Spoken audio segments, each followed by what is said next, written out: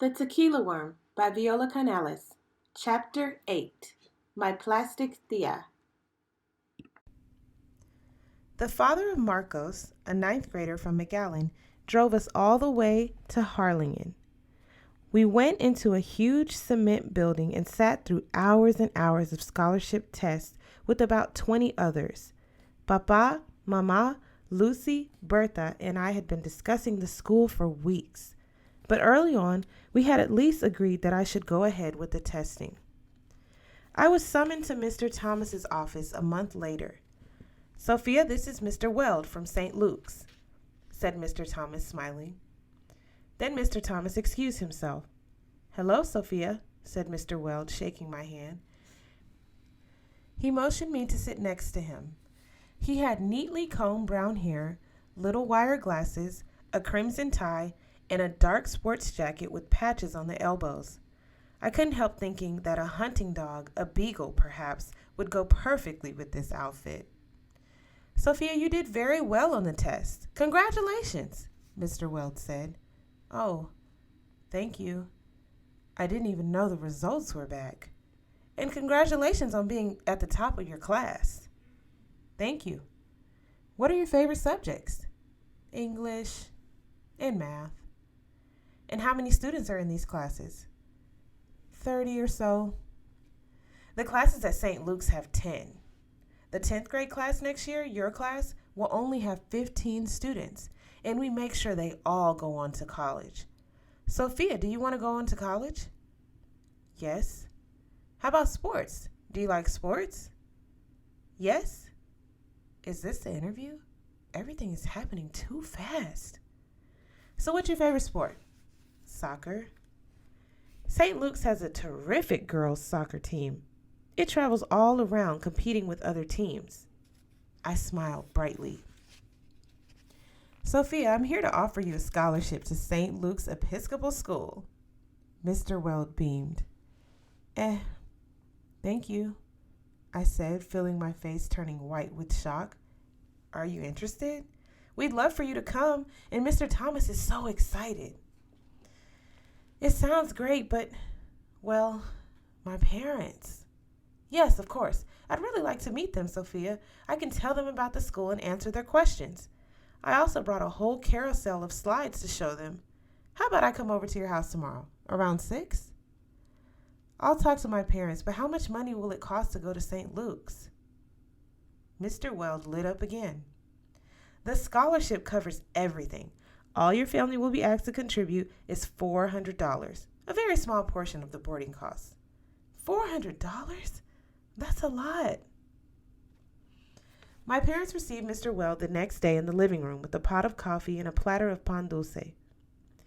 Lucy, Berta, and I sat on the sofa and listened to Mr. Weld congratulate my parents on my winning one of the scholarships.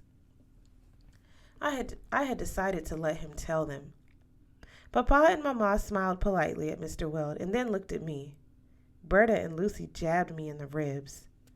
Mr. Weld projected his carousel of slides onto the wall with Mama's 5 flying angels. Mama offered to take them down, but he said, "Oh no, Mrs. Casas, they bring magic to my show."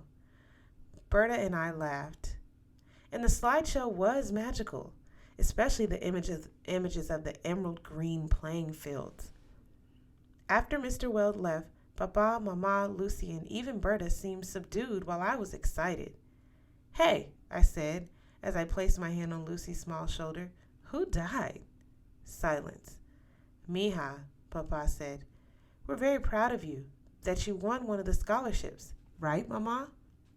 He stood up. Yes, Mija, we are," Mama said.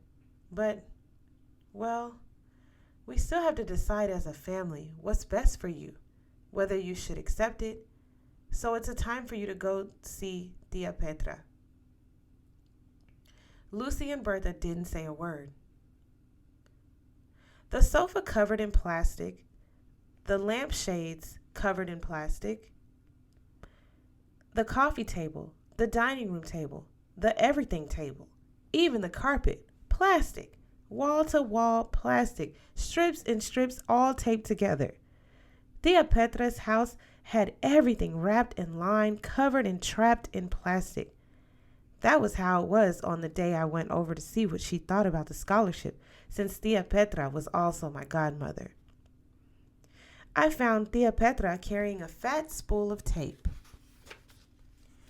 "I'm not rich," she said as she pulled out more and more of her sticky tape to cover something. "But my things will last forever and will always stay brand new, too." She sat, swallowed up in her enormous wine-red armchair, moving one bare thigh this way and that way because her sweat had pasted her to the plastic. She pried her arms from the armrests, making a rude sucking sound. I sat on the massive matching sofa, not knowing if and how and when to move, but ever more concerned that the pools of sweat gathering around my thighs and legs would soon start running like rivers onto her plastic-covered carpet. Every 2 minutes or so, I turned to pull up the purple octopus doily. Yes, one of Mama's wacky creations that kept sliding down and bunching on my neck like a big ball. I wanted to yell, "Why don't you just go ahead and enjoy your furniture? Uncover it!" But she would say, "I understand how to keep things new, how to keep things lasting forever. Truly a great secret." Recently, she'd even arranged for the funeral home to line her entire casket with plastic so she didn't ever have to worry about bugs or dirt or anything. Tia Petra left and then returned with a plate of hot, crispy, cinnamon-covered buñuelos. They smelled so good. I took the top one. "Tia," I said, "can I eat it on the sofa?" "No, that'll dirty the cover. Come to the table. I'll get you a plate." And of course, the table was entirely covered with... I pulled out the school brochure. Tia Petra returned with the plate and a big glass pitcher of bright red hibiscus water. She poured me a glass and then sat down beside me. I thanked her, took a sip, and then handed her the brochure. "It's a school in Austin. I just won a scholarship to go there." "Yes, your mama told me. I'm so proud of you, mija." "This is for when?" "For next year, if I get to go." "Do you want to go?" "Yes." "What about your papa and mama?" "They're still talking about it. We've already had 1,000,000 sobremesas on it." "Ay, mija," Tia Petra said, laughing. "It's always harder on the parents. And then there's little Lucy. But let me tell you a secret. I'm your godmother, right?" "Yes." "Do you also know the secret of the godmother?" "Well, you sponsor my baptism, and you're supposed to take care of me if something ever happens to my parents." "Yes, that's all true. But as your godmother, I also have a say regarding your education. Did you know that?" "No." "Yes, but here's the catch. Your education means not only your school and book education, but your spiritual education as well. Do you know what I'm talking about?" "Is it about learning to be a good comadre?" "Yes, of sorts. So your papa and mama have mentioned this?" "Well, sort of. In a way that makes them sound like they're from another world."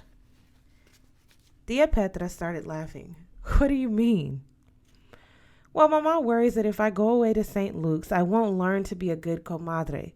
And when I asked what that meant, papa said that it was at the heart of learning to be happy." "Aye, two Martians talking." "That's because you're still young, Sophia, and learning what your mama means takes time, and not through books, but through experience, and having comadres around to help you." "But I'm happy now. So why do they keep saying they want me to learn to be happy? They also talk about discovering my don and things like that." "Yes, I'm glad you're happy, Sophia, but like I said, you're still young. When I was your age, I was happy too and thought I would always be that way. And no one could tell me anything. But as I got older, well, things got trickier. And then my father died. That's when things really got hard. Part of learning to become a good comadre is learning how to feel happiness, especially after life gets tricky." But now I'm talking like a Martian too. So let me stop. Now you tell me all about this school and why you want to go there. As your godmother, I'll then see whether I think this is good for your education or not. Tia Petra kept pouring me glass after glass of hibiscus water as I went on and on about the school. We heard a loud knock on the door, and in walked Mama, Papa, Lucy, and Berta. They sat down at the table, and Tia Petra brought in more buñuelos in a new pitcher. As everyone helped themselves, Tia Petra sat down at the head of the table and cleared her throat. She said how proud she was to have me as her godchild, and how seriously she took her duty of overseeing my education, how impressed she was by St. Luke's, and how wonderful it was that I'd won one of those scholarships. She took a loud drink and said that I had promised her that I would work just as hard at learning to become a good comadre as I would at my school studies, and that I would write her every week from Austin, and she agreed to monitor my progress carefully. Pow! I hit my glass with my elbow. All 5 of us shot up frantically, grabbed the sides of the tablecloth, and jiggled it this way and that, trying to keep the red river from pouring onto the plastic-covered carpet. After cleaning up every last drop, Tia Petra stood up, smiled, and said, "My secret has done its magic again." She left the room and returned carrying a roll of plastic scissors and a big spool of tape. "Sophia, come here," she said. She whispered, "Mija, trust me. Don't move." She wrapped the plastic all around me and then took the tape and sealed me into it like one giant bean taco. Everyone started laughing, especially Lucy. "Yeah, she's always spilling stuff," Lucy cried. "She should go around like that." I couldn't believe it, and Tia had even asked me to trust her. But Tia Petra came and stood right beside me. She cleared her throat and then pointed at me. "Compadre, comadre, Lucy, and Berta," she said, looking directly at my parents. "Yes, believe in plastic. But you can't keep Sophia sealed up. Let her go if that's her dream. And I promise you, as her godmother, that I'll help tutor her on everything she needs to know about her life here." Tia Petra leaned over and yanked the plastic off. Before we left, she presented me with a secret box. Inside, I found a big pen and a plastic-covered spiral notebook. My name was written in bold black letters on the front, and right below, lessons on becoming a good comadre, and even bigger ones. "That's for your weekly letters to me," she said, and she gave me her blessing by laying her warm hand on top of my head and then closing her eyes for a second of silence. As we stood on the porch, Tia Petra said, "Wait, I want to talk to Berta and Sophia alone for a minute." Mama, Papa, and Lucy kissed her goodnight and went to wait in the car. "Berta, I'm your godmother too, right?" "Yes, Tia." "Well, I want you to help Sophia with her goal of going to that school." Silence. "Berta, Sophia needs you. She needs you to be her very first comadre." "Ay, Tia. But what, mija? I don't know if I want Sophia to go. It's so far away. But it'll be good training for both of you. It'll teach you how to stay connected from afar. And when you get good at this, it'll be easier for you to learn to stay comadres with the dead." "With the dead?" "Tia, you're joking, right?" "No, Berta. Being a comadre is never a joke. This is why you must always choose them carefully. A true comadre is forever." Silence. "So will you be Sophia's first one?" "But what do I have to do?" "Support her dreams, that's all. And hers is to go to that school." "But what if it's a big mistake?" "It's still her dream. She'll figure that out herself. And if it's a mistake, it's her mistake. And she'll have to learn from that. Won't you, Sophia?" "Yes," I said. "But remember, Sophia, a comadre is always free to tell you what she thinks, like it or not."